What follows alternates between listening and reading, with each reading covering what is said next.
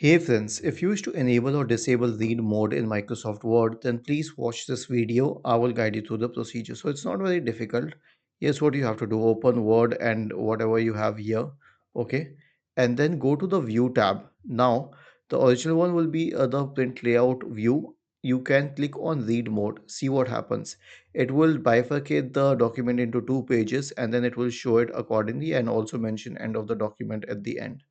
So this is how you can enable the read mode. And if you wish to disable it, so what would so to I mean exit the read mode, you simply have to press the escape key. Okay, and that will automatically bring you to the print layout mode. If you wish to try any other modes, you can do that, but there's no permanent way to leave the read mode. It is just that you have entered it using this method and escape to move out of it. So this is how you can enable or disable the read mode in Microsoft Word. Was this helpful? If yes, then please subscribe to the channel. And if not, then let us know in the comment section of the video on how we could help you further. Thank you for watching this video and have a nice day.